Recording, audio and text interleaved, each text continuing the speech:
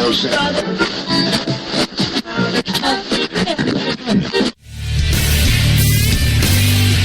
you're listening to Straight Talk with Kate and Crash on HTLA Radio 1, New York.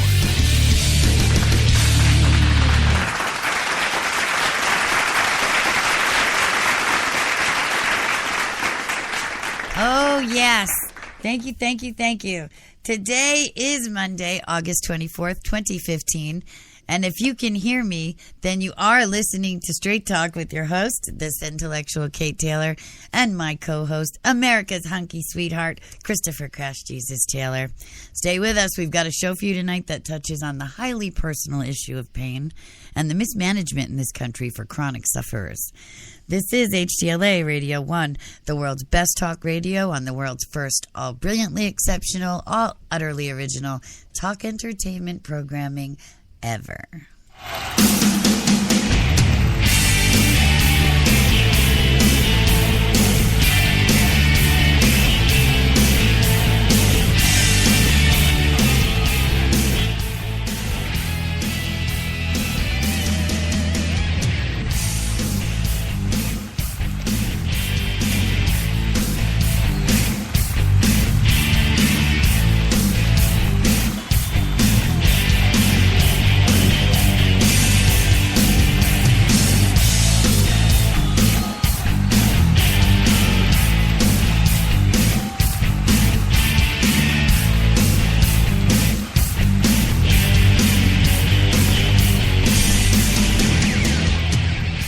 Only one, Meebs. The best talk in New York, the best talk anywhere. If you've not yet been there, then head on over to our worlds at www.newyorksbesttalk.com.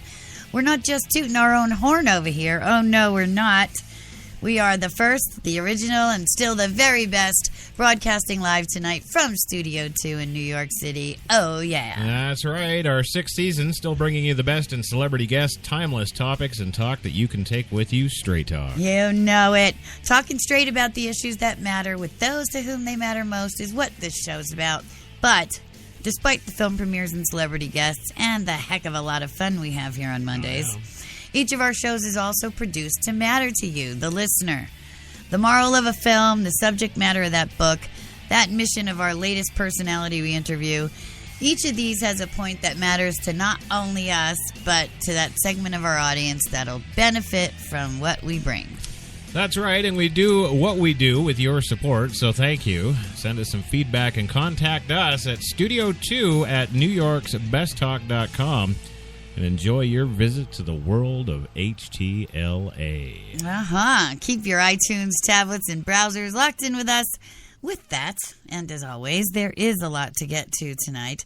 So before we get rolling here, oh guru of gorgeousness, would you be so kind as to get to the station business, if you please? Well, I would be honored to handle the station business, so here we go. Tonight's Straight Talk, of course, is brought to you by Tim Hortons New York City. Now with those 8 fine locations in the city to serve all your coffee and baked goods needs. Tim Hortons, always fresh. Also, Netflix Original Productions. Yes, make it a Netflix night. And, of course, PreSonus. Yes, we broadcast with our 24/42 digital broadcast mixer supplied by PreSonus. Get on over to PreSonus.com if you're into anything audio-related, professional, or you just like the pretty lights. It's PreSonus.com. And finally, we are brought to you tonight by Fierce Kitty Omnimedia. Meow. Also, be sure to follow us on Twitter for the station. It's at HTLA Radio 1, the number 1. For yours truly here, you can follow me at Crash Talkin'. And for the tweets that tell it like it is, at Fierce Kitty Kate. Finally, remember to join us here every week because, hey, you never know who's going to show up on Straight Talk to talk straight. Now, before we roll it, my dear, it is time to say it. Tonight's show is powered by Procast. Oh, yeah. Still my favorite after all these years. Well, there you go. There we go. Okay. Now, tonight, like I said, we're going to be talking about chronic pain and the mismanagement of same in this country. Or your wife. Yes, maybe their wives, right? Right. Yes, of course. Absolutely. Yeah. For real. No. as a chronic pain sufferer myself, and any of you who've been with us for any length of time knows the story. 8 weeks after I had my daughter Gia, an 85-year-old man hit me and ran. And I've been suffering with herniated discs and everything that goes along with that sort of issue ever since. Yeah. Obviously, now 15 years on, I've developed arthritis and, severe disc degeneration and now lately chronic migraines. So it never ends. It's only compounding. Once you have an injury like that, that's permanently debilitating. It doesn't go away. It's permanently debilitating. Right. And to have that compounded then by not being given the care that you require to have the quality of life at least as much as before the accident, as much as possible to have that. But then to also feel criminalized for seeking what you need for that relief and to have that quality of life.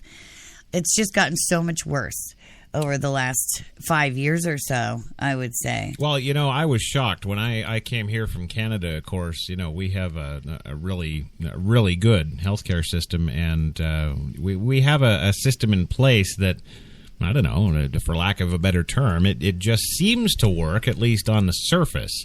Right. Not to say that there's not medical issues with the Canadian Health, administration or authority or what have you. Not saying that, but it certainly is run one heck of a lot better than the USA.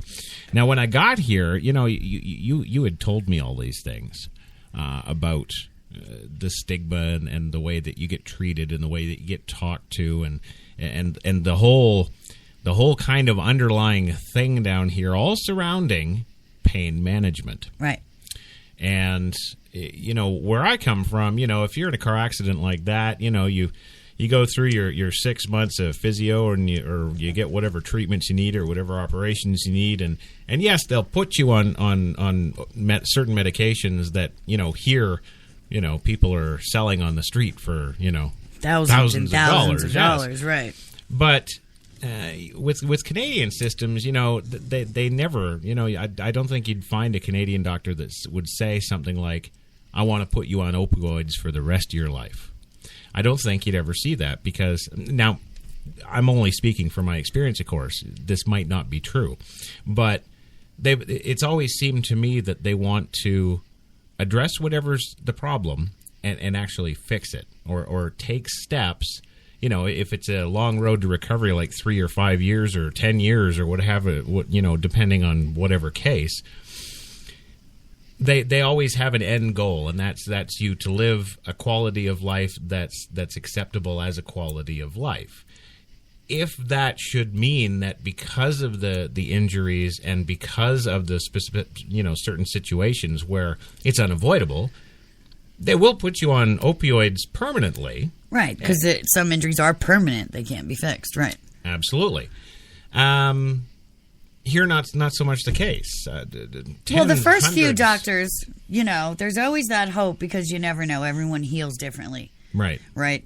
The first 3 years after the accident, I was pretty much in bed for most of the time because I spent most of that time in diagnostics with wrong doctors, not having medication that would help me, just having medication that would either put me to sleep or, make me unable to take care of G because 8 weeks after the accident, she was 8 weeks old when I had it, but 8 weeks later, my first husband left. So I was alone with her. And that just compounded the situation even more because then it became urgent. I needed what I needed to be able to take care of her. It wasn't a question. Right. And during that time, I was getting weekly injections. So much so that I leaked spinal fluid for 10 days and I almost died because I'd had so many spinal injections in that beginning period of time. And they'd put me on, the lowest dose possible they always start you at. So I was taking so much over-the-counter medication just to be able to take care of her that I have no stomach left.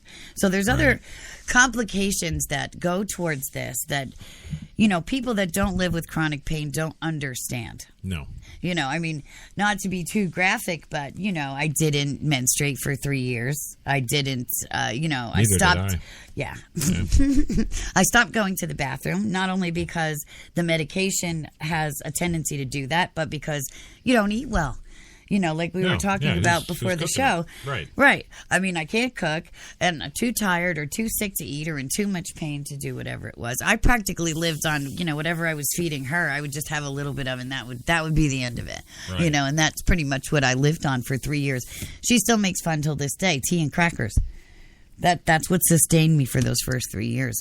But then there came a point when, I actually found a really good doctor, Dr. Robert Weissman, actually, or Alan Weissman, I'm sorry. And he's in Manhattan, and I'd love to go back to him, too. I don't know if he takes our insurance, though, but I would go back to him in a second. He's such a wonderful man. Right. But they closed the hospital. Pascack Valley Hospital in New Jersey was where I was seeing him at the time, and they closed down. And that's why I couldn't see him any longer. Right. But, that was the first time I'd ever actually gotten any kind of relief, and I'd gotten my life back. And, I didn't just take the medicine and that was it, la-di-da.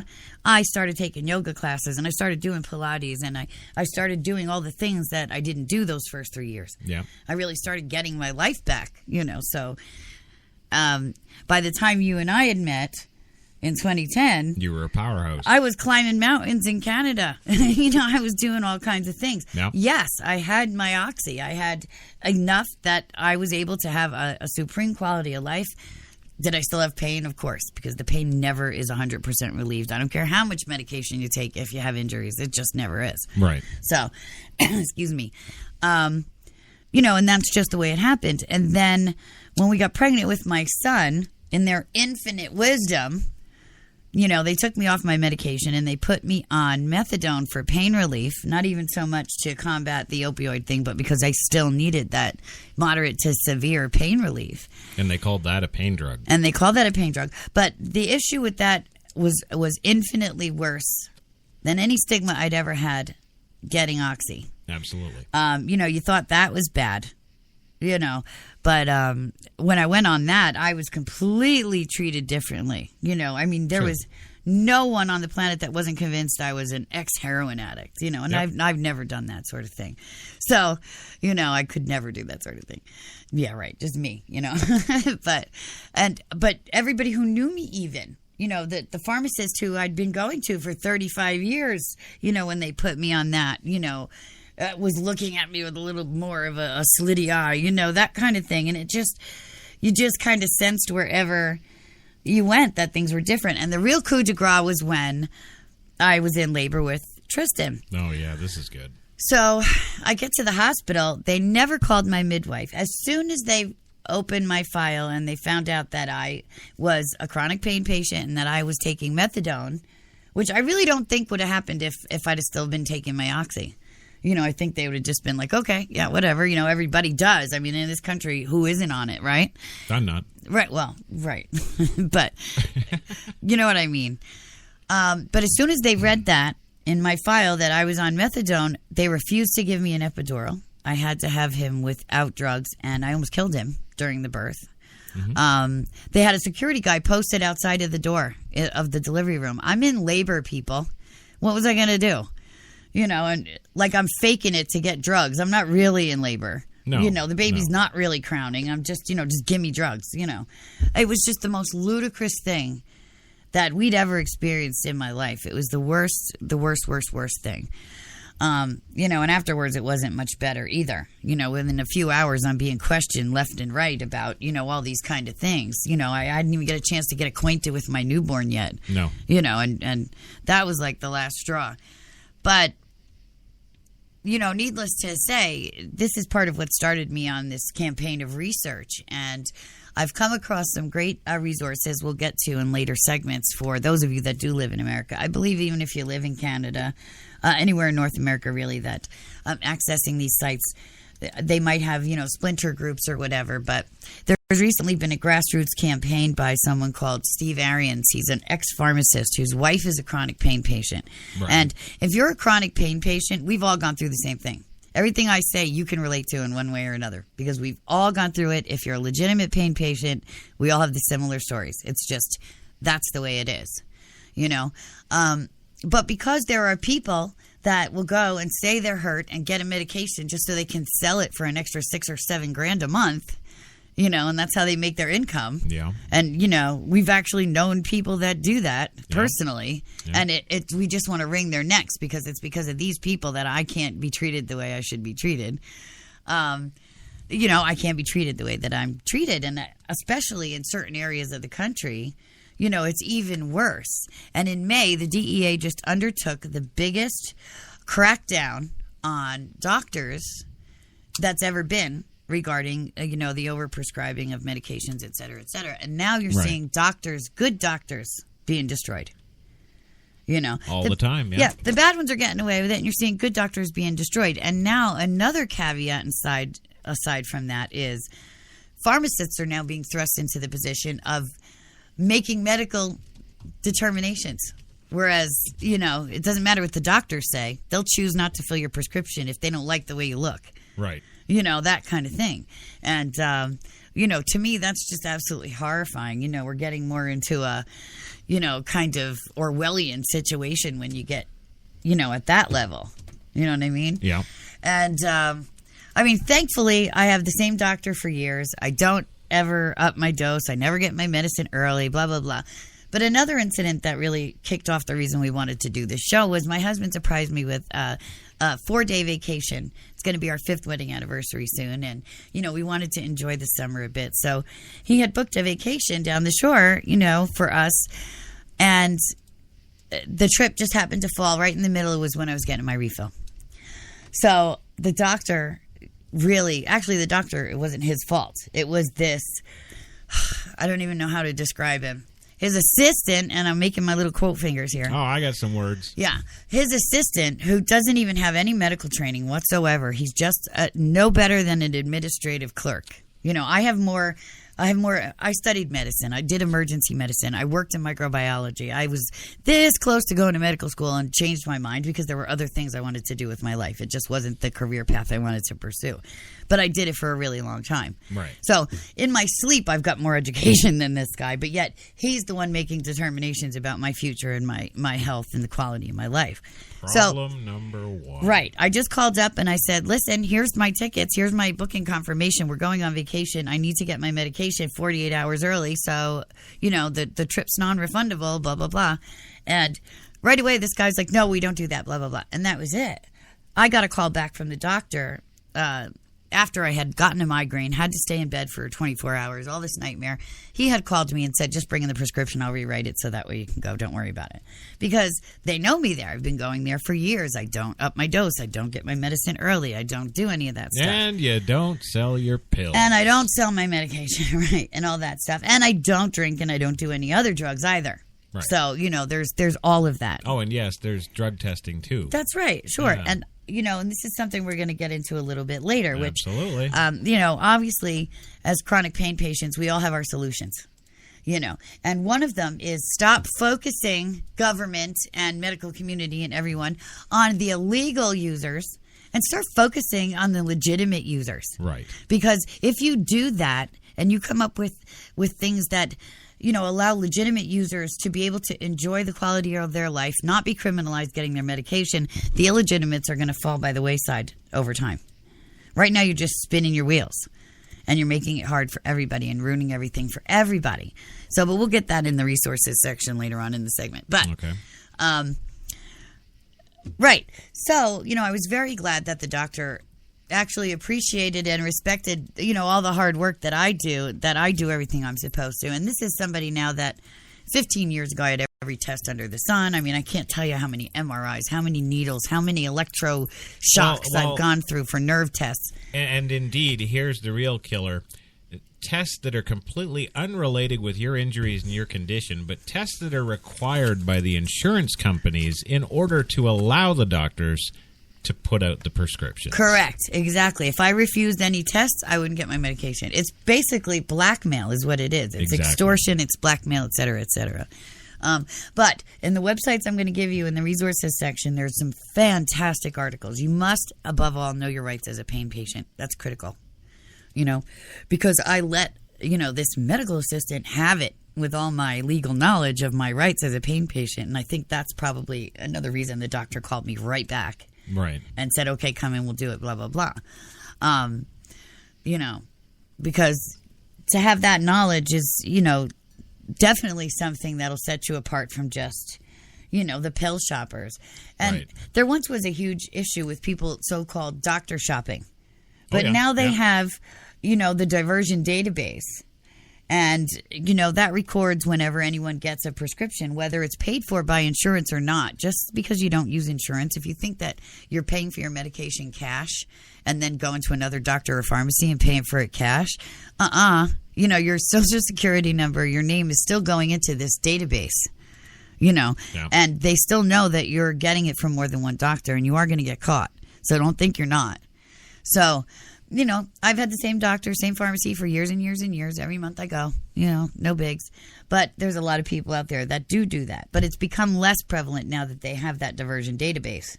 Right. But not every state has it. Not every pharmacy has it. Not especially the little mom and pop ones. That sort of thing. Mm-hmm. So, but this is what I'm talking about focusing more on what can be done for the legitimate pain patients. Now, it's shown, and I'll just use me as an example because I can, that I've had the same doctor for years. I go to the same pharmacy for the same amount of years. I get the same prescription once a month, don't up my dose, never get it early. In fact, this is the first time I ever asked for it early because we were going on vacation. Right. And it's the first vacation we've had in 5 years. So there you go. At least of any length of time.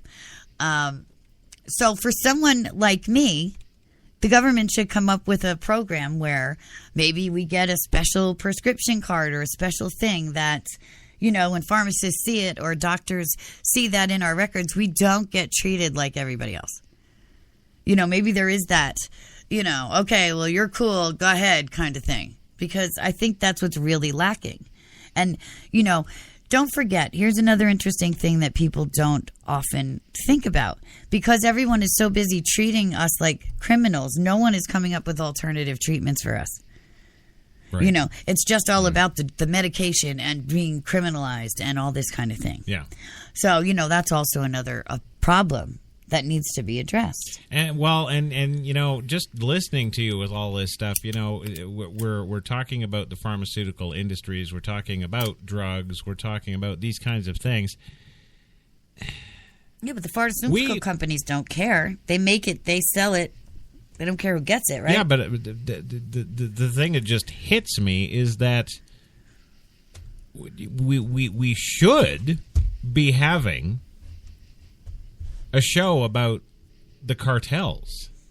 We should be having discussions about cracking down on the drug lords. We should the be illegal having drugs, right? All this. No. The main focus of the government right now, right, is to shut down all you folks out there that just have pain because we've got to stop these pill sales. Right.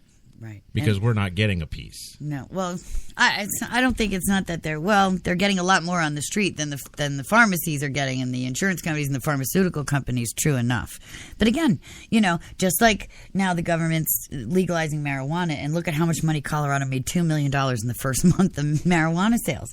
Right. So if they just got smart about things and do things in a much more smarter, expedient, efficient way, they could actually benefit, and us legitimate pain patients can benefit.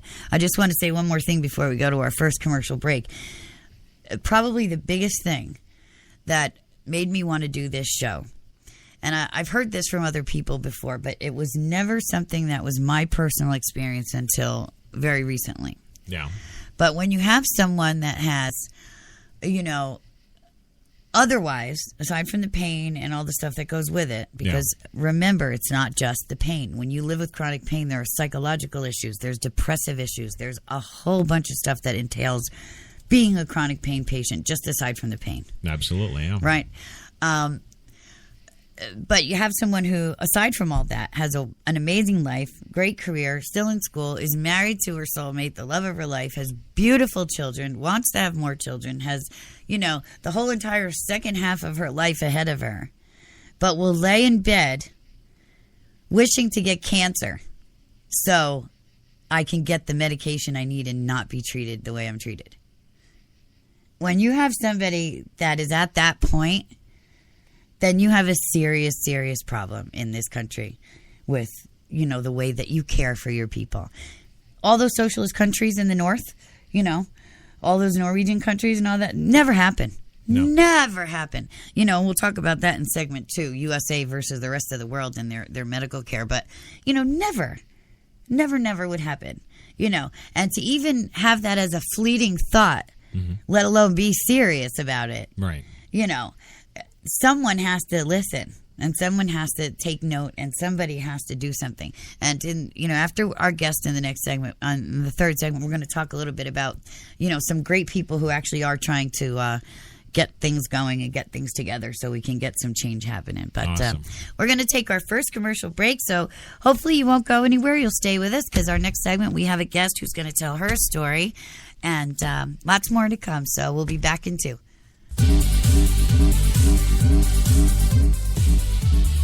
We're New York's best talk radio, HTLA Radio 1.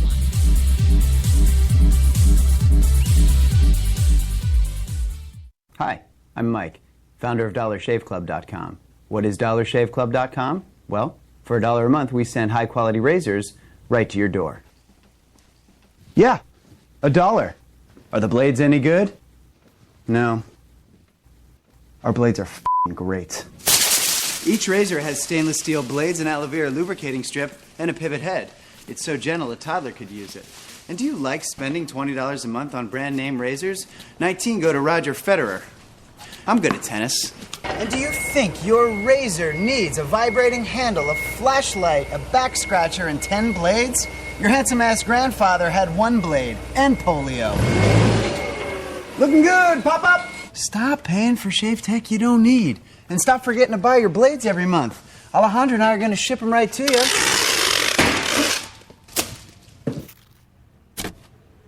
We're not just selling razors, we're also making new jobs. Alejandro, what were you doing last month? Not working. What are you doing now? Working. I'm no Vanderbilt, but this train makes hay. So stop forgetting to buy your blades every month and start deciding where you're going to stack all those dollar bills I'm saving you. We are DollarShaveClub.com, and the party is on.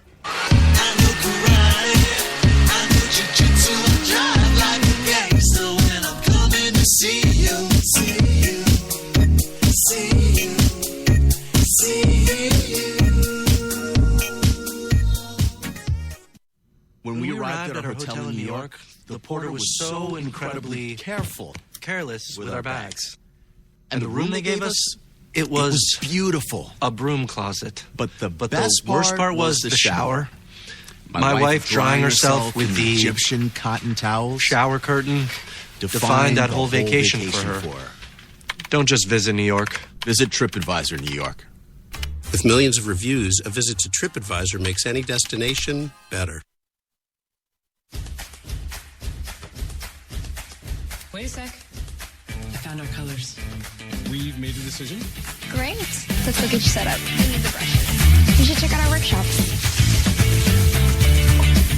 Push your color boundaries while staying well within your budget walls. I want to paint something else.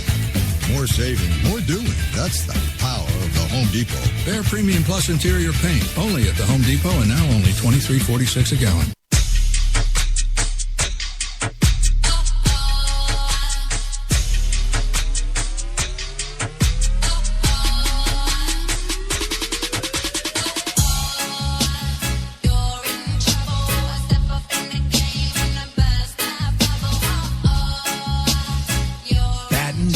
Glasses. White Rum has a new captain. Introducing the all-new Captain Morgan White Rum. 5 times distilled for a smoother taste. You've got it locked to New York's best talk, HTLA Radio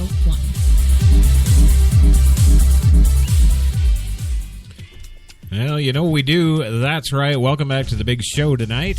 Yes. Straight Talk, the Pain Campaign. That's right. We'll talk more about that next segment, yeah. HTLA Radio 1, New York's Best Talk. And, of course, you want to check out all the shows for HTLA. Get on over to NewYorksBestTalk.com. Hit up that show page. You get them all. That's right. Absolutely free.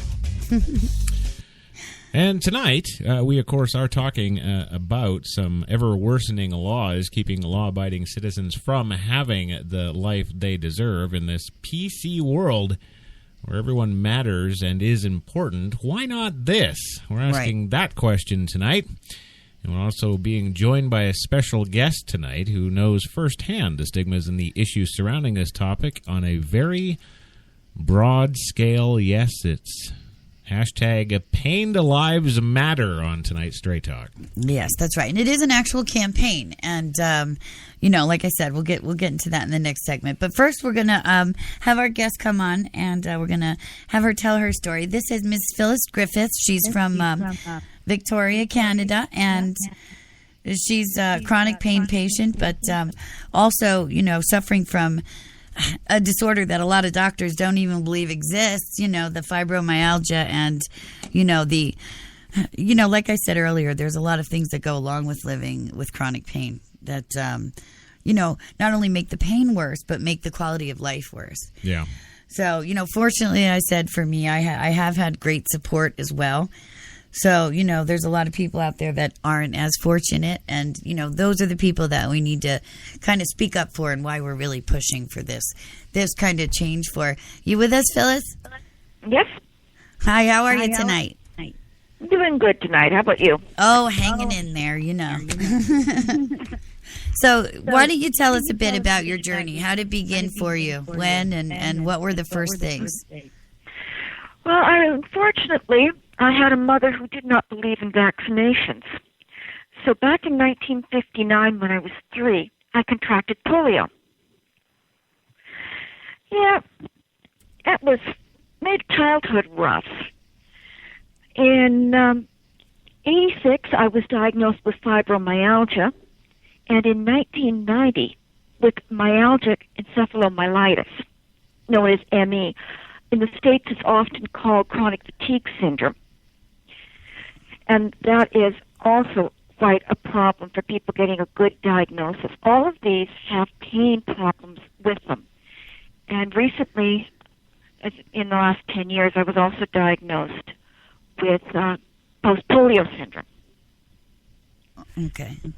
What that means is a lot of different things with pain.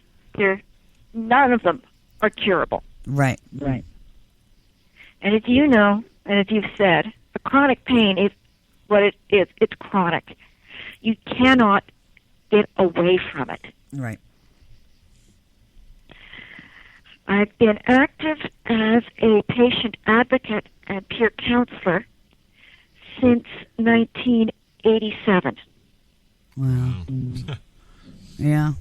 Well, you're also highly educated as well, and you had a great many things that I'm sure you wanted to do too before the pain became the central subject of your life, and God knows we can relate to that.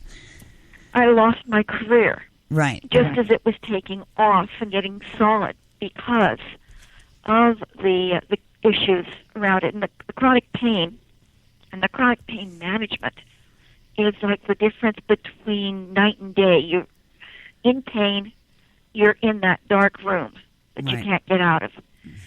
Control that pain, the lights come on, the doors open, and you've got your life back. Yeah, very, very true. What are some of the treatments that you've had over the course of this very, very long road? Everything from aspirin through different types of the SSRIs, the amitriptyline. Tried those things. They didn't work. I had worse side effects from them. I had a doctor who really didn't know what he was doing in the late 80s when Tylenol was very, very popular. Right. And at that point, the drug manufacturers were saying, it can't possibly hurt you. If you aren't getting relief, take more. And I was going through a period of migraines. Right. That were caused, turned out, by the Tylenol. Oh, wow. Now, if I take any of it, I end up with a hangover from hell. And I've been told that I could cook my liver on one pill. Yeah. Which makes things difficult up here because Tylenol is the drug of choice at the hospitals. Right. And here. When I went in to get my gallbladder out several years back, even though I have been on opiates for many, many years, I was told I could only have T3s. Ugh. They had to keep me overnight, but I had to use the pain medication that my doctor had prescribed because the hospital policy was Tylenol 3s. I had my gallbladder out, and it was the most brutal pain I'd ever gone through. It was almost as bad as childbirth. And they expected me to just basically manage on gabapentin. Yeah. That I had to beg to get the opiates that I was taking regularly, twice a day. Right. For regular pain management. I had to beg the nurses to give it to me at the same time as they brought my gabapentin. Gabapentin treats different pain than what the opiates do. The opiates don't touch the inflammation, so I end up adding ibuprofen and regularly burn my stomach out. So what's a person to do? Exactly. But, it's sad because you even have a better healthcare system than we have here. Although they're much freer with, giving out pain medications in a hospital setting. I do remember they wouldn't give me an epidural when I had Tristan, but afterwards, they were quite happy to give me the pain medicine that I was on, which was the methadone at the time, just like regular. So, as long as I wasn't breastfeeding, they didn't have a problem with that, which is another, bad thing that's occurred from all of this too. It's changed the way that I've had to interact with my newborn children. So, that's a sad thing too. But up in Canada here, one of the major problems, shortage in family doctors. Right. So if you don't have your family doctor, you end up going to walk-in clinics. And when you go into a walk-in clinic, you have to convince that doctor that you have a chronic pain problem again and again and again. Oh, I know, right. And the same thing goes with people that are going for the cut rate pharmacies. They try to save a few dollars on the dispensary fees. No. And you've got to justify to the pharmacist over and over and over again as to why you are getting these chronic pain med prescriptions. Exactly. Why aren't you over this yet? Right. So those of us that do have doctors long-term that do understand and have pharmacists long-term that do understand, we figure we're pretty lucky. Yeah, definitely. Down where you are, there's the problem with people being able to pay for their doctors. Right. And pay for the meds. And that takes and limits your access. Right. No, anytime that people are being limited access is not a good thing. And when you're being demonized because of your pain, it's just ridiculous. No, it is truly. And just now, like I said earlier, the DEA did the most major crackdown they've done yet. It began this May. And it came about because there was a collection of pain centers throughout Virginia and West Virginia here called the Hope Centers. And because they were cash only, so they didn't have to be regulated by the insurance companies, excuse me, as long as they did drug testing, they could call you in for a pill count at any time to make sure you weren't selling it. And you had to sign, all these contracts with them. And they were incredibly stringent with, their regulations. However, whatever you wanted, you would get. So this was for people that, like you and I, who struggle with long-term, decades-long issues. And they understand that, treatment can only go so far, and then there's nothing more to do except try and make the patient as comfortable as possible to give them the best quality of life as possible, which is where you and I are at. Yeah. Right. And so obviously the insurance companies weren't happy about this, and they raised a stink, and the DEA got involved, and they closed these centers down that were helping so many people. They would give you whatever you needed, even a few days if you couldn't get back there, whatever it was. They were just our dream kind of, things. And because I've had also so many trouble, in the wintertime, there are times I can't get out. And if my medication's due and I can't get to the pharmacy that day, well, I'm screwed. And they only give you exactly enough, you know. So they've closed all these pain centers down now. So, but this was the one thing that was actually giving legitimate patients like us hope, you know, because if you're a legitimate patient, you had nothing to fear from their methods. Anytime I see statistics on abuse of pain meds, it comes in at 1 or 2%. Right. That leaves 98% of us. Well, I'm out sure in it's the more cold. here, though. Mm-hmm. Yeah. And with the work I've done in supporting of people with these chronic pain conditions over the years, it's the lack of getting that support and getting the control over the pain is the number one reason that there is for people with chronic pain committing suicide. Right. Absolutely. Sure. It's a whole, I mean, it's bad enough we have to feel this way. It's bad enough our family and friends don't understand.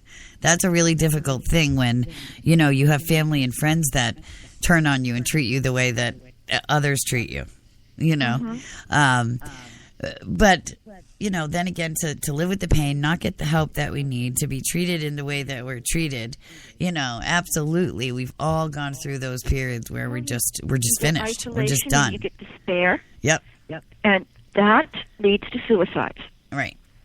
So beautiful, vibrant people are losing their lives needlessly because of a system that is geared to deny people that quality of life. Exactly. So, what are your plans for your future treatment? Are you planning to do anything different? Is there anything going on right now that's giving you any kind of hope for the future, or for those in your area, any kind of hope for any kind of change? In this area in British Columbia, we've been watching how the cannabis has been going in the states where it has been decriminalized and legalized. Right. As in Washington State. Uh-huh. And in this area, we've had dispensaries opening up that you just have to be a resident of the area, have a chronic pain condition, and you can have access. Ah. And our police forces have said that they've got better things to do than to close these down. Right. Good. So that is giving some people hope, because cannabis is one of the few things that seems to help a lot of people, myself included. Right. Not that I've got much access to it, even with the dispensaries. But well, that's watching what's on the news. Yeah. Whatever happens in the United States seems to happen in Canada. That our people that are the powers that be tend to take the lead of the Americans and echo whatever's happening down south of the line. Right. Well, it's a little more difficult here to get that kind of access and permissions for medical marijuana use, but you know, that's definitely something that I would certainly look into if it were made available to me, and that certainly would have helped for those years when I lived on tea and crackers and I had no appetite because I was so sick. Yes. Oh, yes. I know what it's like to have pain so bad that your stomach goes offline. Absolutely. Yeah. It's just another one of those secondary conditions that come from living with chronic pain. And I don't think they train enough in medical schools. I think they're still teaching doctors to, you know, criminalize patients with chronic pain conditions. The best advocate a patient has is him or herself. Right. That if we don't know our rights, we don't know what's going on, we end up being said, oh, you're just a chronic pain patient. I had one silly doctor who didn't even read the monographs, the patient monographs, let alone the physician monographs. And he wanted me to try this SSRI, NSRI combination. Cymbalta, I think it is. Yeah. And I've had bad to SSRIs. In the pamphlet that you can read online, the monographs, it states that if you've had a problem with either the epinephrine or the serotonin reuptake inhibitors, the chances of you having negative side effects, is doubled. Right. Sure. because you get the same side effects from each of the two drugs. So, of course, when you combine them, you're going to get the double effect. Right, right. And this fellow tried telling me that, no, it's a different class of the drugs than the other two, so you don't get the same side effects. He could be killing people. Sure. Absolutely, yeah. Definitely. But that's what they tell you to take. You're going to take this drug that it takes and emotionally flatlines you. Yeah. So that you don't care whether or not you're in pain. You crawl in your hole. Right. And you stay there. You're not bothering them anymore. Right. Exactly. You know, and I think the thing that bothers me the most, and I think about this a lot, here the excuse for the government and the insurance companies and the doctors is, well, you know, we see so many opiate-related deaths. Okay, well, I'll tell you what. Here's the deal. You know what? If people want to take these drugs and overdose on them, let them. They're going to find a way to do it, whether or not, you know, you have all these laws in place or not, you know. And what I also say is if people need pain medicine, give it to them. I mean, this is why we're going to talk later in the resource part about, you know, changing our attitude and changing, you know, it up and going in the other direction, because, you know, if people need this medication, give it to them. You know, if they're going to overdose, they're going to overdose. You know, but the chances are that, you know, they're just going to take what they need to have the kind of quality of life that they want, that works for them. And that's another thing that really upsets me, because the government regulations say, well, you know, Joe Schmo only needs 40 milligrams a day, so there's no way you need 80 milligrams a day. Just because I'm half their size. Well, I'm half their size, but I also have a higher tolerance. I'm also way more active than Joe Schmo. And there's a whole host of other factors that, you know, make that amount required for me rather than Joe Schmo. Yeah, you could have a better liver than Joe Schmo, and you metabolize it differently. Of course, absolutely. Oh, and then the worst part was when I was pregnant. You know, right there it says, you know, you're supposed to titrate the dose up, because obviously when you're pregnant, it you know, leaves your body faster, and it doesn't work. It's got a, you know, retarded potency. And it's right there. And I don't know what basic doctor doesn't know this. That goes for a lot of medications when you're pregnant too. And they're telling me to cut it in half. And I'm already telling them it doesn't work. You know. Oh, yeah. Yeah. So, well, you were there. You know, you were with us for the pregnancy. So you know that through the pregnancy, you know, it was a tough time. But yeah, it just astounds me they don't have enough knowledge. You know, the patients absolutely know themselves better. So if you have patient A and he says, listen, I need 30 milligrams of Oxy 5 times a day, and that's what I need to have the quality of life I want, not have to go and buy drugs illegally, not have to drink myself to death, not have to feel like I don't have enough, so I'm consumed with the thought of when am I getting my next prescription. Whatever it is. You know, one person's addiction is another person's maintenance, and that's just the way it is. It is. There's no one size fits all for everybody. Exactly. And at least where you're at, I think the doctors are more particular per patient. At least that's what, you know, I've been told and led to believe, rather than here where it's just, oh, you're a pain patient? Okay, you go over there and you're just like everybody else over there. It depends on the physician you've got. It's been my experience with all of them, because that's how they're educated in medical schools here. Yeah. Well, another thing that I'd like to kind of bring up here is in Canada, I'm not saying they didn't have them. You know, last time I was there was 2010. But this whole pain management industry in Canada, you know, we've got general practitioners, you know, your GP, your family doctor. We've got specialists in all these different areas. And, you know, if your family doctor, you know, seems to think that you've got something that requires the need of a specialist to consult with, they give you a referral and you go to the specialist, and Bob's your uncle.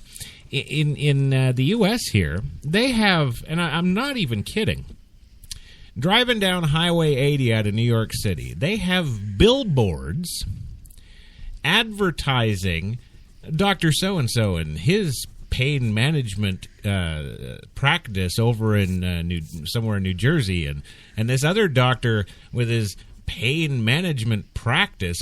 And there's an entire industry and doctors who specialize now in pain management. And I'm sitting here asking myself the question, specialists usually are a lot higher trained. They're usually a lot higher paid. And I have to ask myself, well, pain management as a medical specialty, that seems a little off to me. It really does, because what? You're now a specialist in what? Well, you're not a specialist in any kind of ailment with a person. You're a specialist in pills.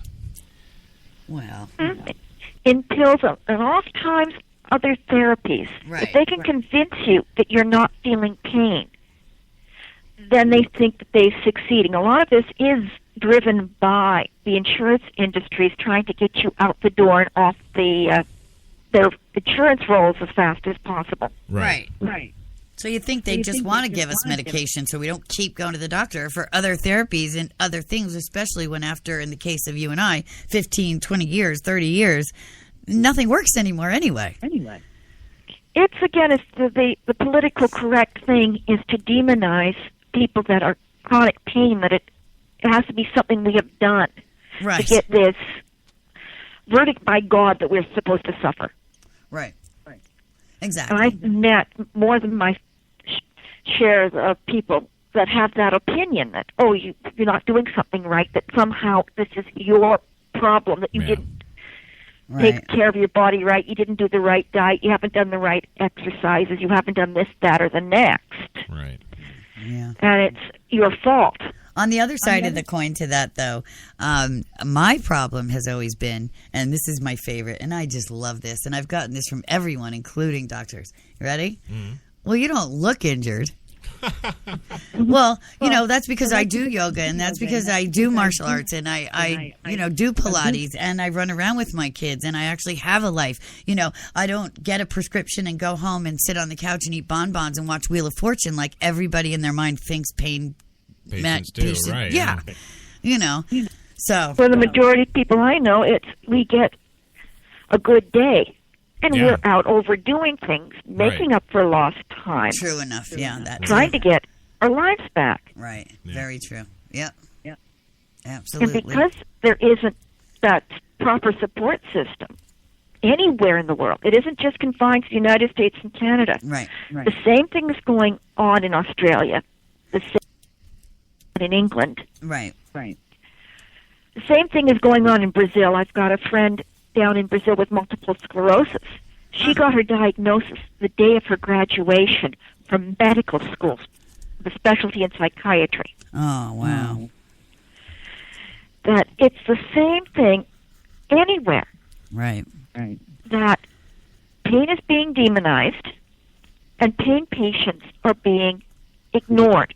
The doctors cannot fix us. Right. And because they cannot fix us, we go through the hoops for them to try to fix us, and now you're just down to chronic pain, we can't do anything with you, so it's all in your head. If we can't identify it, then it can't be true. Right. Well, I'm sure in the case with you, that's incredibly frustrating. At least for me, I have x-rays and MRIs and stuff to prove exactly what's wrong with me. Nobody can argue when they look at my films, I've been to specialists that refuse to look at the films. I also have psoriatic arthritis. Wow. I've got it in my back. Yep. I had an x-ray done by my family doctor who showed that I had 3 compressed and 2 herniated discs. Right. Wow. And this fellow told me that he wasn't even going to look at my scans. I've got fibromyalgia, so of course I'm going to hurt. Right. To get myself into an aerobic exercise class, even though one of the hallmarks of the ME is intolerance to exercise. We build up 5 times the amount of lactic acid in our bodies. Wow. As normals do, and we can't get rid of it. Yeah. So I've got that. He told me that I needed to take a prescription for amitriptyline, which has very severe side effects for me. Yeah. Or not to come back to him. Wow. Yeah, see, I and didn't they should be persecuted and prosecuted when they do that, rather, because it's just ridiculous making you take. When I was leaking spinal fluid for 10 days, it was the insurance companies that insisted I get these shots every week to justify my getting my prescription, even though it was killing me, even though the shots were killing me. Mm-hmm. And it costs them more to order up all these tests Right. procedures that aren't necessary. Exactly. So, what are we going to be able to do about that? And this is where the show's going to go in these next two segments. Fellas, thank you so much for coming and sharing your story with us. We really, really appreciate it. And hopefully, you'll listen the next couple segments, and we'll give you some ideas and some resources. And we're going to definitely keep this pain campaign going. Stay tuned. We're going to take our second commercial break, and when we come back, we're going to talk about that pain campaign. We're going to be back in 2 minutes. You've got it locked to HTLA Radio 1, New York. When we arrived at our hotel in New York, the porter was so incredibly careless with our bags. And the room they gave us, it was beautiful. A broom closet. But the worst part was the shower. My wife drying herself with the Egyptian cotton towels. Shower curtain defined that whole vacation for her. Don't just visit New York. Visit TripAdvisor New York. With millions of reviews, a visit to TripAdvisor makes any destination better. Let's do a brand new day. Let's step away from the bland and let the color fly. Let's get to the one store with more number one choices and match this or this without using too much of this. Then, let's crack open a can and get to it. Paint? No. Let's do POW. Let's do this. More saving, more doing. That's the power of the Home Depot. Glidden Duo starts at a new lower price of $25.46 a gallon. Hi, I'm Mike, founder of DollarShaveClub.com. What is DollarShaveClub.com? Well, for $1 a month, we send high-quality razors right to your door.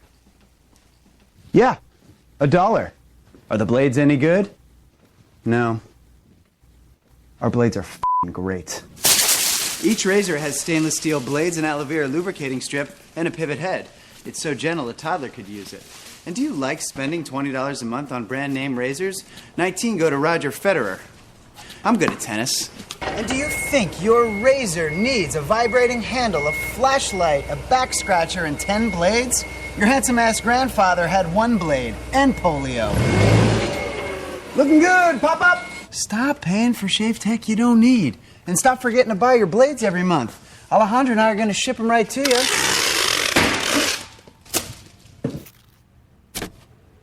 We're not just selling razors, we're also making new jobs. Alejandro, what were you doing last month? Not working. What are you doing now? Working. I'm no Vanderbilt, but this train makes hay. So stop forgetting to buy your blades every month and start deciding where you're going to stack all those dollar bills I'm saving you. We are DollarShaveClub.com, and the party is on.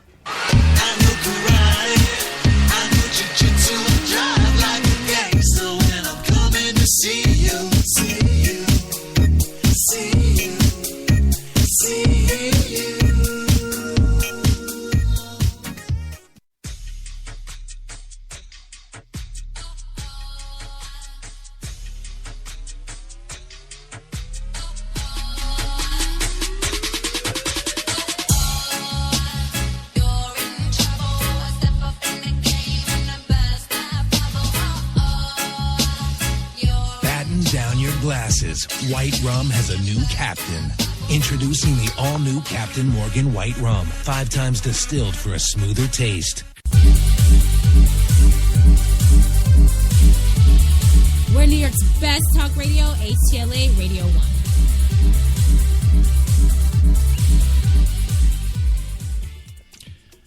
Welcome back to the big show tonight. Yes, Straight Talk with Kate and Crash. Tonight's show, The Pain Campaign. That's right. You're listening to us on HTLA Radio 1, New York's best talk. And hey, if you want to get over and take a look at a schmexy website, get on over there to newyorksbesttalk.com. Head on over to the show page, check out all the other shows, and you can get onto the About Us page and learn all about us. All about the Taylors. That's right. There you go. Super. Yeah. So, this segment, we're talking about the U.S. versus Canada versus the world. Right. and how all this pertains. And for that information, we're going to go to the resident expert of, well, everything in the world, which is clearly me, because apparently I'm supposed to head this sucker up and. Well, you're uniquely positioned. I am. Having grown up in Canada. Right. And now having gone through this with me. Right. Not unlike pharmacist Steve, who we'll talk about in the next segment, whose wife is a chronic pain sufferer. So he had no opinion one way or another, and he used to look at pain patients with the same kind of squinty eyes as everybody else. Until his wife became a chronic pain patient, and everything that Phyllis and I talked about tonight, she's gone through as well. And when you watch someone you love go through that sort of thing, obviously, as you're in a unique position to talk about, like Steve, it's an incredibly difficult thing. Oh, it's extremely difficult. And, you when you were going through the story about when you were in the hospital with Tristan there, it wasn't just the you know, I don't know, what do you call them, hotel security. It wasn't just the hospital security there. There was also across the hall from the room you were in, you know, trying to deliver. Across the room, there was another little waiting room area there with, like, I don't know, 8 or 10 chairs or what have you. Right. In like this little cubby hole. It looked like it used to be actually a closet, and they've stuck some chairs in there and called it a waiting room. But there was also 2 Monroe County police officers in there. Oh, I didn't know that. Well, I didn't mention that because I thought, oh, well, you know, maybe they're just here visiting someone. But, you know, I highly doubt it because ever since then, you know, the more I think about it, you know, the security people were definitely there for you. You know, I asked them, what are you doing here? Oh, well, we're here for her. I'm thinking to myself, well, what are you going to do with her? She's squeezing a baby out right now. Yeah. And why the hell, you know, well, whatever. Long and the short is, you know, we've been through a lot with this over the last 5 years, and I think probably the number one thing that I can't understand or get over is the way, and we're supposed to be in a PC society. People aren't supposed to be doing this kind of shit, but of course, geez, well, what happens? Yeah, they do, don't they? Right. I have watched my wife walk up to a pharmacy, one that she always goes to, and put down her prescription and have the pharmacist slug his ass over to the counter. You know, doop-de-doo, taking his time. Yeah, what do you want? How can I help you today? All this kind of stuff. And, you know, he reads it. He goes over and he starts counting. And I'm remembering this one in specific. Took 40 minutes. 40 minutes. To count out these pills for my wife. And in that 40 minutes, there was about 7 people that ended up in that lineup. And it's great because they're all listeners of HTLA now, which is great. But they kept stacking up. And right. I kept looking at this guy through the glass, and he keeps looking up at me all nervous and stuff because I'm giving him the stare like I'm going to go in there and rip his head off. Right, and he was a little kind of wimpy. I think he's new. He's brand new there. He's not our regular one. I don't care if he's new. How about be animated? How about be alive? Right. You know, I'm sorry. That's up too. If you're living and breathing and can't serve up in your job, what are you doing? Right. And that's one of the days that I did, you know, they give me exactly enough. So I didn't have any yet for that day because we were waiting to get them filled for the day. And so, you know, I'm like dying over there too. But, you know, what really gets me about all this stuff is the way they look at you, the way they treat you, the way they talk to you, the way they sneer at you right to your face. And hospital security. Now, I have to wonder who called them in the first place, that they responded and they were there outside your room while you're giving birth.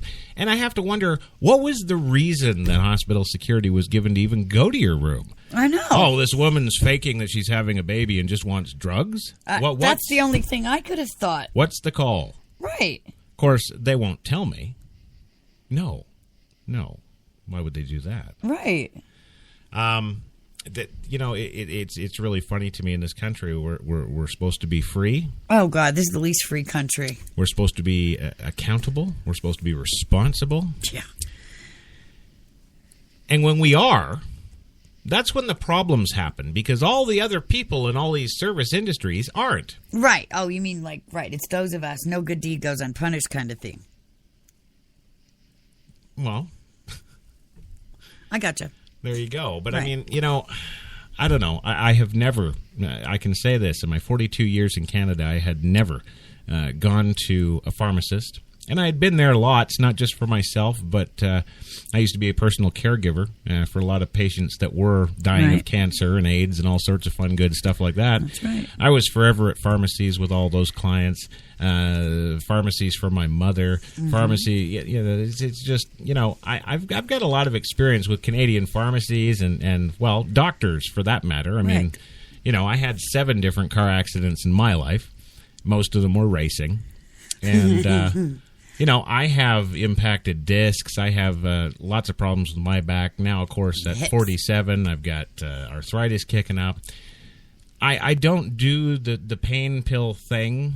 I never have. Even when I was, my first car accident was when I was 16 years old. Yeah, no, I can't even get him to take Advil for his headaches. Even I can remember even the drugs they gave me when I left the hospital at that first car accident. I flipped the car.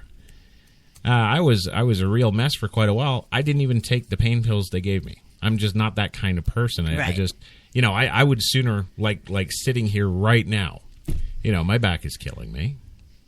But I just, I don't know. I'm lucky, I guess. I just suck it up and carry on. And he's a man. Gee, well, there you go. Right. But the Vikings didn't have pain medicine. I'm not saying that you're not a man if you're taking pills. I'm not saying any of that. I'm saying that of course not. I was lucky enough that I could still function, halfway normally in my life with pain. Right. So that's not to say I made the best decision either. No. Who knows? But I'm just speaking from my experience. But I'll tell you. Well, I think you did, if I can interject, because, the first doctor that prescribed me narcotic pain medication could have given me a non-narcotic pain medication, and I wouldn't be here having this conversation. Really? That simple? It's that simple. They chose to give me a narcotic pain medication after the accident, and I took it as directed. And once you take any kind of narcotic pain medication or any kind of tranquilizing medication, or actually even antibiotics, you're not supposed to just stop cold turkey. There's some antibiotics you're not even supposed to do that too, because your body gets a physical dependence upon them. Right. It's when there's a psychological dependence that it turns to an addiction. But everyone who takes any kind of medication, your body will get used to it after a couple weeks. Sure. Yeah. And that's just the way it is. So had I been given some other super strong non-narcotic pain medication, it might have worked. And I wouldn't be having this conversation. Right. But the easy thing 15 years ago was to just give me Percocet. And that was it. Well, and, look at that. That's that time frame, too, isn't it? Right. We talk about free love in the 60s. Well, in the 90s, it was free drugs, wasn't it? Right. Really? Well, true. And if you look at the stocks for the pharmaceutical companies, that's when they all surged and boomed, isn't it? True. Right? Yeah. The bottom line is, I think, and I really think it's because, Donald Trump has been so forefront in the current presidency run. He's got me thinking along a lot of lines that well, no, to be fair, I've always thought. Yeah, let's be honest. That's you. Yeah. But, man, I just... it was complete shock, coming to the United States, after we got married and living here. And yes, the societal and cultural differences are obviously quite extremely different. Yeah, a lot of folks will say, "Oh, yeah, Canada's just like the States." And vice versa. No, it's not. No, no, I wish. I can tell you it's not. But I have never. I can say this fairly. In my 47 years, I have never seen such a group of people that are supposed to be quote unquote professionals, right?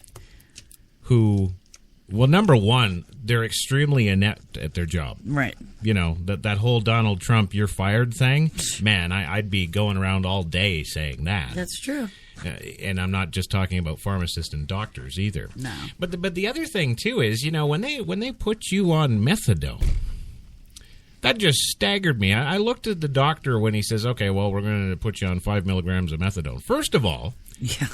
The first thing that hit my mind was 5 milligrams. I know. What the hell is that? Why don't you just tell her to go drink milk? And then the second thing that hit my head was methadone, she's not a junkie. Right. Because, of course, in Canada as well as I guess the rest of the world, the common treatment for heroin use is methadone. But then you do the research on methadone. Let's do the research on methadone, shall we? It's a pain medication first. Well, I don't even buy that. I think that's the propaganda story from No, it was Russia. created as a synthetic pain medication. They just discovered that it was better at opiate withdrawal symptoms. Okay, well, bottom line is, I know people who have been needle junkies in their lives, and when they go for methadone treatments, they go like once a week, and they get like hundreds of milligrams. They get like horse doses. They get like 500 and 750 milligrams of this crap, right? and they're good for a week, and then they come back and get more. I did reading on this drug. It's what, 5 times more addictive than heroin, than what I was on. The withdrawals from methadone are hell compared to withdrawals from any other opiate. So what they did was essentially threw me from the frying pan into the fire. Yep.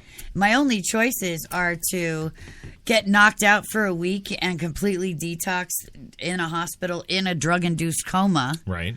Or go back to Oxy or stay on this for the rest of my life. They essentially, issued my death sentence with this, because it's almost impossible to get off of this. Yeah.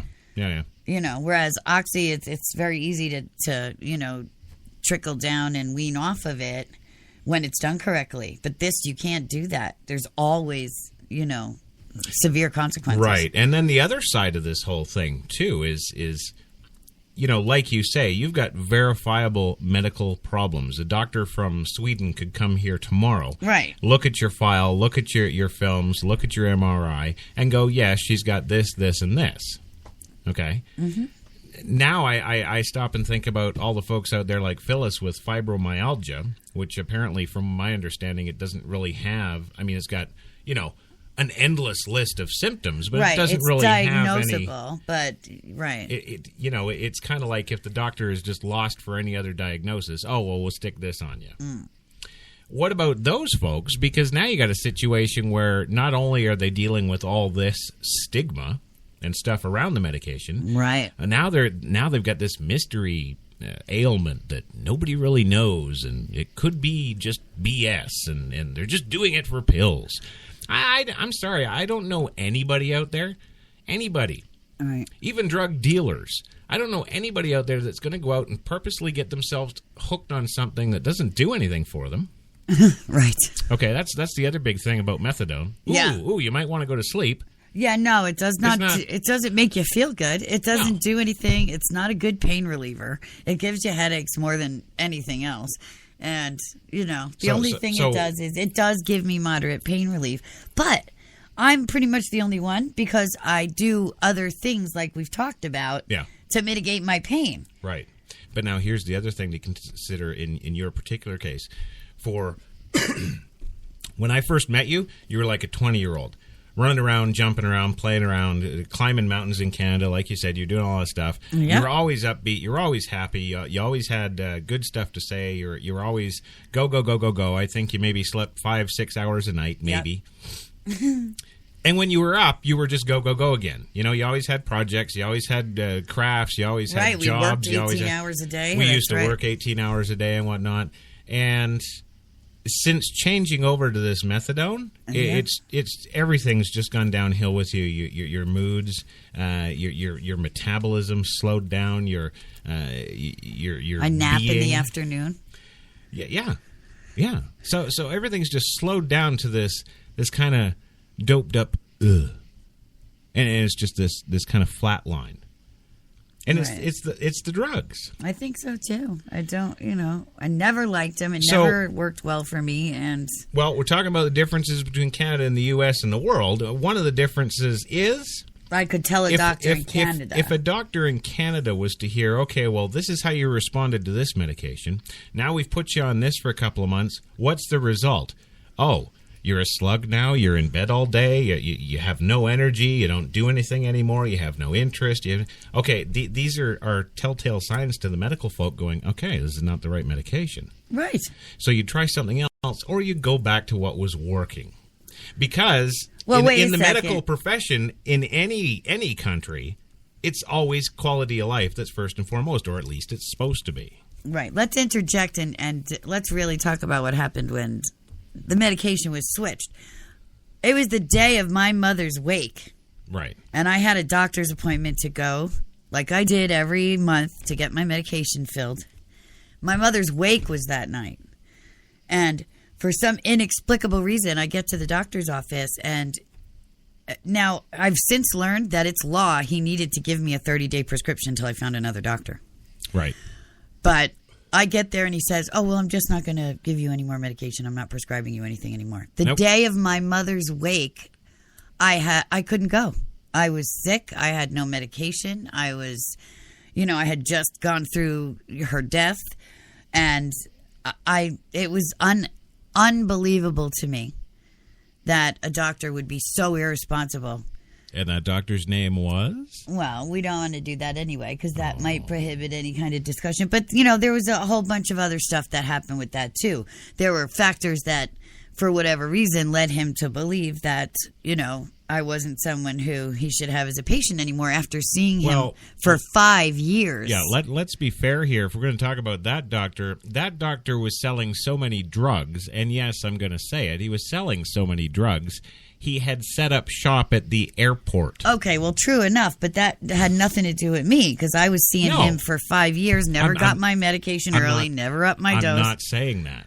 So it wasn't me. If whatever his issues were, for him to cut me off cold turkey the day of my mother's wake, and then the only doctor I could find several days later, I was half dead by that point, was somebody who was just willing to put me on methadone because they weren't going to, whatever. Even though I had all these medical records, and it's just been a nightmare ever since. And, I still have not been able to find a doctor willing to, put me back on what I was on when I was well. So.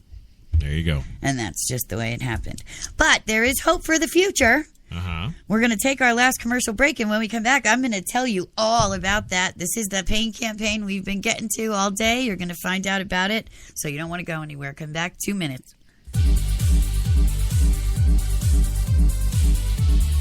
We're New York's best talk radio, HTLA Radio 1.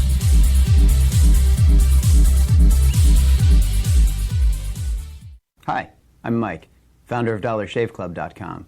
What is DollarShaveClub.com? Well, for $1 a month, we send high-quality razors right to your door. Yeah, $1. Are the blades any good? No. Our blades are f***ing great. Each razor has stainless steel blades, an aloe vera lubricating strip, and a pivot head. It's so gentle a toddler could use it. And do you like spending $20 a month on brand name razors? 19 go to Roger Federer. I'm good at tennis. And do you think your razor needs a vibrating handle, a flashlight, a back scratcher, and 10 blades? Your handsome-ass grandfather had 1 blade and polio. Looking good, pop-up! Stop paying for shave tech you don't need. And stop forgetting to buy your blades every month. Alejandro and I are going to ship them right to you.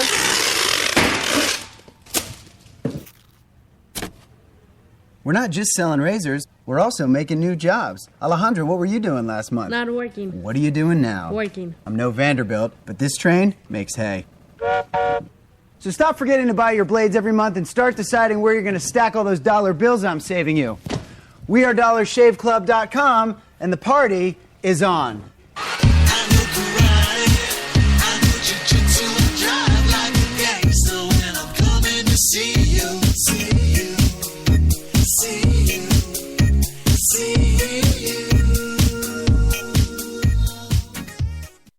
When we arrived at our hotel in New York, the porter was so incredibly careless with our bags.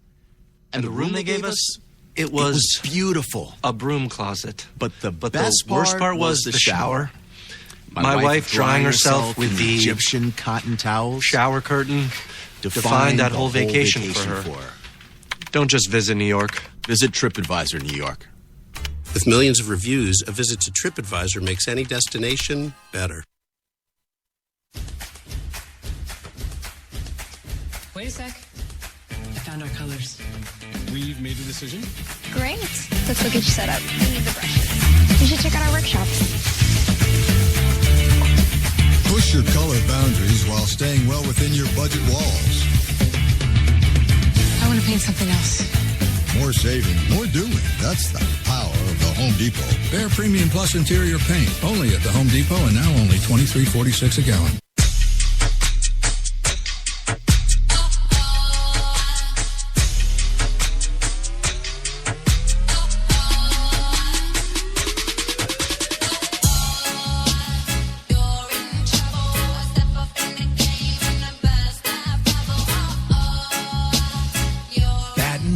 Glasses. White Rum has a new captain. Introducing the all-new Captain Morgan White Rum. 5 times distilled for a smoother taste. You've got it locked to New York's best talk, HTLA Radio 1. Well, that's right, you do. Oh, yes. Welcome back to Straight Talk, your Straight Talk Monday with Kate and Crash, giving it to you straight. HTLA Radio 1, New York's best talk. And tonight, well, we're talking about the pain campaign. That's right. That's right. We're discussing the ever-worsening laws, keeping law-abiding citizens from having the life they deserve. And in this PC world where everyone matters and is so important, why not this? Right. Yeah. And this is truly... Go ahead, sorry. No, I was just going to say, the tagline for tonight is the hashtag Pain Lives Matter. That's right. And we didn't just make that up. No, it actually comes from pharmacist Steve's website. Right. And you can go actually to www.painlivesmatter.com. And I really recommend that you do if you're a pain management patient or if you are a family member of a chronic pain patient, because there's resources here that you'll find absolutely invaluable. Right. Now, here's the irony. Okay. Just like all the other baloney in this bureaucratic country that, my God, hopefully Donald Trump is going to just throw away and start over. This whole entire drug war, the whole shebang, every single thing that we're experiencing with drugs and all the crap, $51 billion a year on the war on drugs, now including prescription pain medication, has all been built around a law called the Harrison Narcotic Act of 1914. 1914, folks. Yes, that's right. And this law was influenced by a societal mindset back then of racism and bigotry. But it's actually what created the black market that the DEA has been fighting against for the last 45 years since the DEA was created. Right. So, our court system determined that opiate addiction was a crime around that time. Now, this is also because around 1914, we were seeing, a lot of absinthe drinking and a lot of, opiate smoking and poppy things going on. Sure. Totally a different thing. Dilaudid was a huge liquid pain medication back then. And people would die left and right. But again, this is what I was saying earlier. We have a right to die, people. Government, bureaucracy, medical profession. Here's a very simple way to end the drug problem. Give us all the medication we want. The ones that are legitimate will have great, productive, awesome lives. The ones that aren't will go away. Oh, yeah. Pretty simple. It's not your job to say, well, you can't take that much medicine and kill yourself and overdose, and you can't take that much medicine and ruin your life and die 10 years earlier. And who the hell are you? You're not my brother's keeper. Right. It's your job to make my life the best quality life it could be. And you're not able or allowed to say what that is for me. Only I'm allowed to say what that is for me. I already had parents. I am a parent. I know what's best for me, not you. Thank you very much. Are you saying that if I have a headache, I can't take an Excedrin because you have some governmental law about Excedrin, even though that's the thing that takes my headache away? Mm-hmm. And that's exactly what they're doing. And it's wrong on every level. Yeah. So let's get back to pharmacist Steve, though, and Pain Lives Matter, because we're getting very low on time. All right. Now, Steve Arians is the husband of a chronic pain patient, a 30-year chronic pain patient sufferer. And he's also a retired pharmacist. Right. So before his wife was a chronic pain patient, and he endured with her, just as you, all the things we've discussed this evening. Mm-hmm. he used to think the same way as everyone else about pain patients. Oh, just, suck it up and mind over matter. I actually had that same SOB tell me to stop taking medication and, do positive thinking. Yeah, I'll do that when I'm crawling around on my hands and knees making my baby a bottle, thanks. Right. Because that's what I did the first 2 years of Gia's life until I got medication and got any help whatsoever. Yeah. And I was alone. So that was a really tough time. And this jerk has the nerve to tell me that I should go back to that. So anyway, he got sick of seeing his wife cry and be upset and all the stuff that I am. Yeah. So he started this campaign, this pain campaign, Pain Lives Matter. And here's the beauty of it, folks. It's not just about banging the doors at the gate. It's not about protesting and marching and doing all this stuff that it makes the news for a day and then goes away. What he's done is he created a crowdfunding campaign. And the purpose for that is, if every pain patient gives him $1, we're going to hire a federal attorney to bring class actions against the DEA, against the federal government, against the insurance companies that are preventing legitimate pain patients from getting the care that they deserve. Right. Right. Now, I'm not sure exactly because I've just gotten involved with this group, so I'm not exactly sure what their entire stratagem is. But my ideas we're looking at this the wrong way. The DEA, the medical community, the bureaucracy should not focus on the illegal drug users. They're still going to be there. There is absolutely, listen up, guys. There's nothing you're going to do to stop this. Yeah, it's just like the gun laws. Oh, well, we'll make more gun laws so that the law-abiding gun owners can't do anything, but the criminals don't care because they steal the honorable gun owners' guns and commit crimes. It's stupid. It's just stupid. You do nothing except fill up the jails.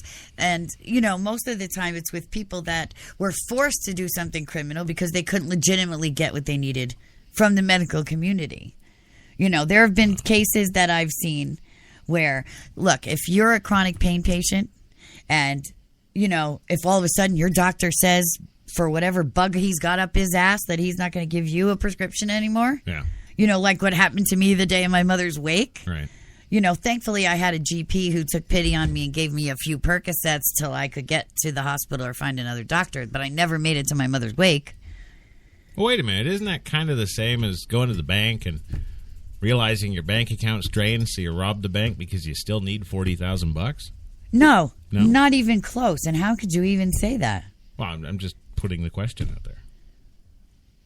Well, because you're acting like it's choice. Well, there's some people... What happens to me when I have no medicine? You're in bed sick. Incredibly sick, right? Wouldn't wish it on my worst enemy sick. That's what you say, yeah. Would rather have cancer and be dead than have to go through this. Yeah.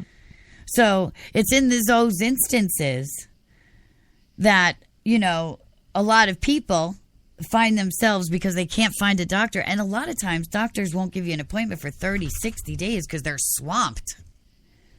The pain industry is an epidemic in this country. But why is that? Because over the last 30 years also, everybody got a little farting thing and they want pain medicine. Right. Because we've raised a generation of neurotics and pansies too. Forget about us legitimate accident victims and things like that. Yeah. Now it's, oh, my foot hurts. Give me pain medicine. So that's a big part of the problem too.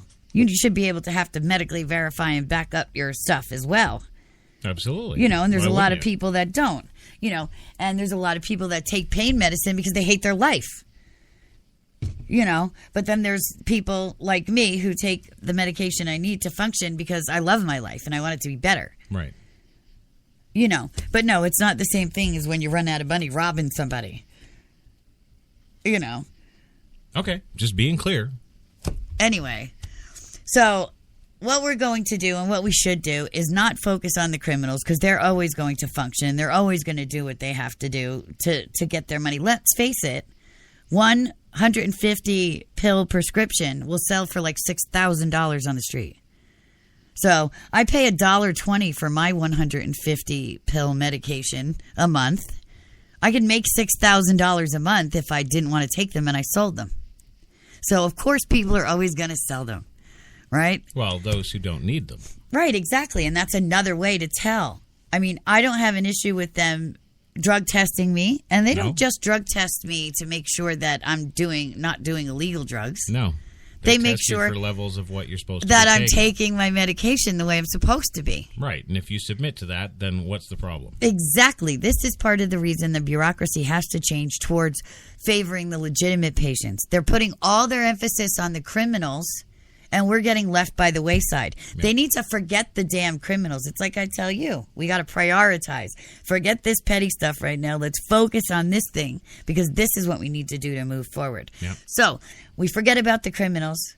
You know, the legitimate pain patients that can prove it, that have chronic conditions for at least a few years. Christ, it's 15 years for me. It's decades for Phyllis. It's, you know, there should be no question. You know, the amount of treatments, the amount of shots, the amount of procedures, the amount of burning nerves out of your body. I had my nerves burned out of my back with a laser, and I woke up in the middle of the procedure. That was one of the most traumatic experiences in my life. You know, those things alone should give me a pass forever. Whatever I want. The botched spinal tap where you almost died. That too, yeah, exactly. So all these things, you know, you endure so much and you should be given a pass. Okay, you know, that's it. You know, obviously, if it wasn't a legitimate medical thing, I wouldn't put myself through that. Who would? You know, if it was just a matter of feeling good, I'd drink. I'd smoke pot. I'd do other drugs. Yeah. You know, but it isn't. So for those patients that can prove that, you know, the government should issue a special card, a special, you know, designation, whatever it is, so we are not treated like the criminals.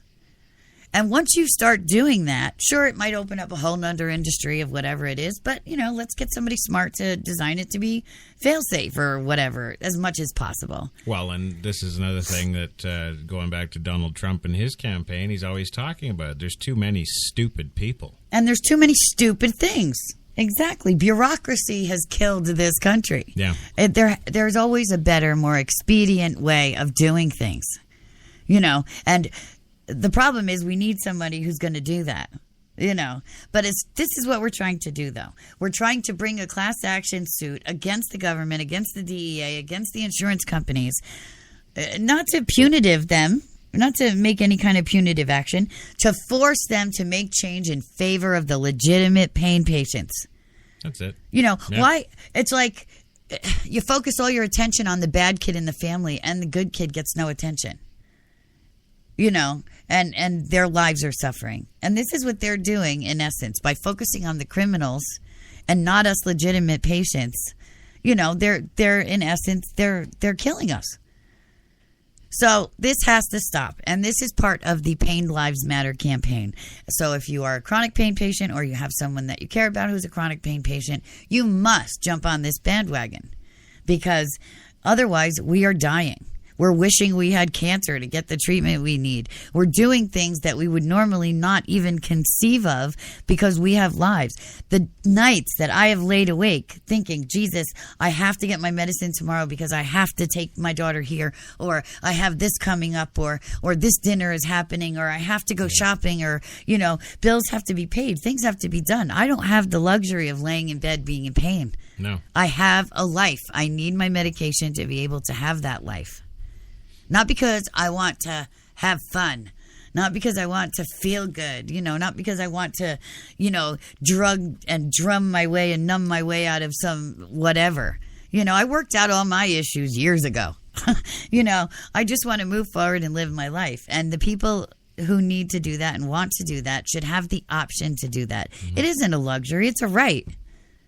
You know, so this is part of what we're talking about. So, painedlivesmatter.com, and I also want you to go to a website called pharmaciststeve.com. That's STEVE, right? And obviously he's the one who started it. And there's some incredibly wonderful articles there, some incredibly wonderful resources. You'll find the link to the crowdfund campaign, which of course I've donated to, and I've also I'm working on getting Steve on my show for a future episode. And this is the thing. Lawyers won't take the cases. I mean, you go on these websites that I just mentioned, and you're going to read case after case of people who've been denied their pain medicine legitimately and, all these kind of things. And you'll find out all your rights there as well. You have rights. And the only way you're going to get, like Phyllis had said, the best advocate is you. So you have to be educated. You can't be emotional when you speak to the doctors. You have to just be factual, rational, know your rights, too. Part of me thinks the doctor called me right back because my husband said, I'm going to sue you. There's no reason for you not to give my wife her medicine. We're going on vacation. I can prove I booked a vacation. I called the DEA before I went to the pharmacy to get my medicine filled.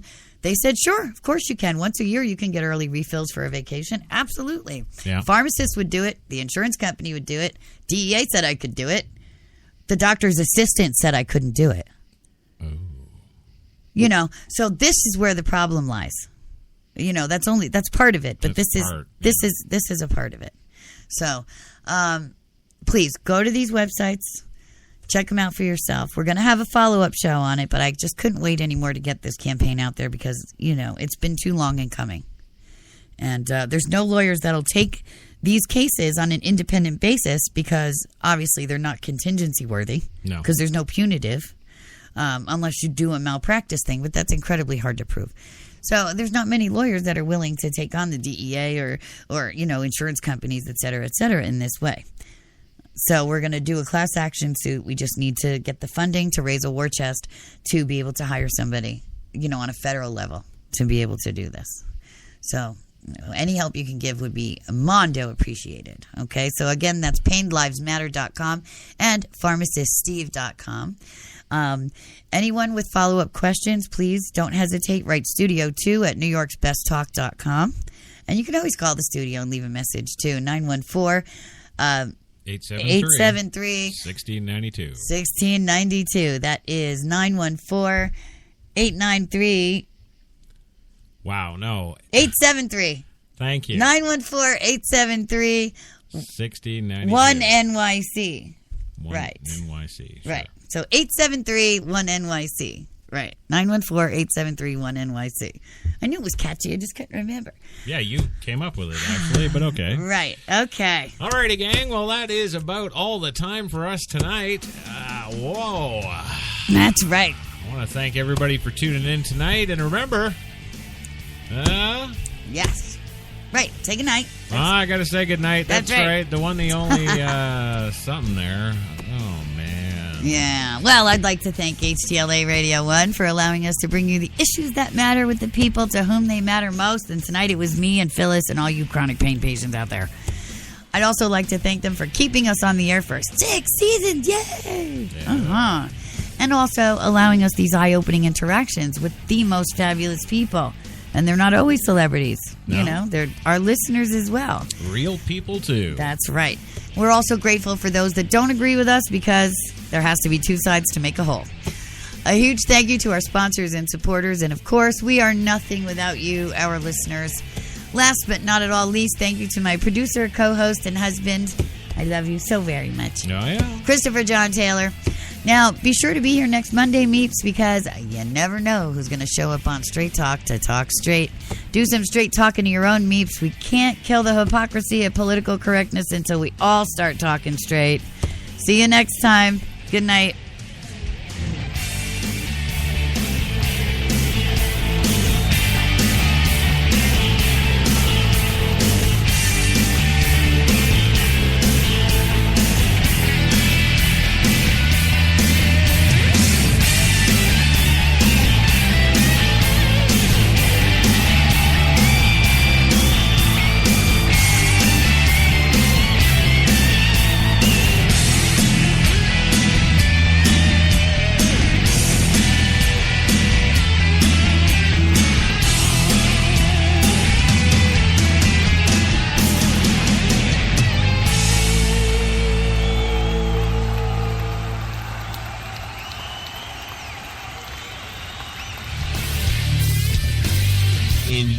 Listening to Straight Talk with Kate and Crash on HTLA Radio 1, New York.